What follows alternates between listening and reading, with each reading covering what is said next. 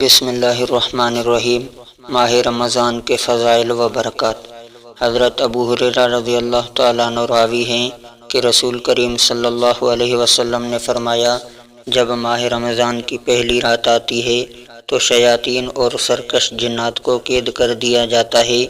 اور دوزخ کے دروازے بند کر دیے جاتے ہیں، پھر اس کا کوئی دروازہ کھلا نہیں رہتا اور جنت کے دروازے کھول دیے جاتے ہیں، پھر اس کا کوئی دروازہ بند نہیں رہتا، اور اعلان کرنے والا فرشتہ یہ اعلان کرتا ہے کہ اے بھلائی یعنی نیکی و ثواب کے طلبگار، اللہ کی طرف متوجہ ہو جا، اور اے برائی کا ارادہ رکھنے والے، برائی سے باز آ جا، کیونکہ اللہ تعالیٰ لوگوں کو آگ سے آزاد کرتا ہے، یعنی اللہ رب العزت اس ماہ مبارک کے وسیلے میں بہت لوگوں کو دوزخ کی آگ سے آزاد کرتا ہے، اس لیے ہو سکتا ہے کہ تو بھی ان لوگوں میں شامل ہو جائے، اور یہ اعلان رمضان کی ہر رات میں ہوتا ہے۔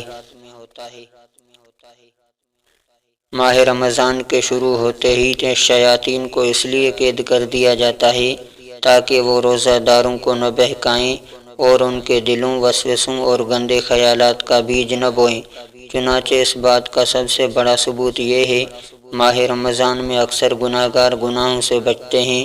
اور اللہ کی طرف متوجہ ہوتے ہیں۔ البتہ بعض بدبخت ایسے بھی ہوتے ہیں جو اس ماہ مبارک میں بھی گناہ و معصیت سے باز نہیں آتے، تو اس کی وجہ وہ اثرات ہوتے ہیں جو رمضان سے قبل ایام میں شیاطین کے بہکانے کی وجہ سے ان کے طبع بد میں راسخ ہو جاتے ہیں، یعنی چونکہ ان کے ذہن و فکر اور ان کی عملی قوت پہلے ہی سے شیاطین کے زیر اثر ہوتی ہے اور ان کا نفس اس کا عادی ہو چکا ہوتا ہے، اس لیے ایسے لوگ اپنی عادت سے مجبور ہو کر رمضان میں بھی گناہ و معصیت سے نہیں بچ پاتے۔ اللہ کی طرف متوجہ ہو جا کا مطلب یہ ہے کہ اللہ کی بندگی، اس کی عبادت اور اس کی رضا و خوشنودی کے کاموں میں زیادہ سے زیادہ مشغول رہنے کی کوشش کر، کیونکہ یہ وقت ایسا ہے کہ اگر تھوڑا بھی نیک عمل کیا جائے گا تو اس کا ثواب ملے گا،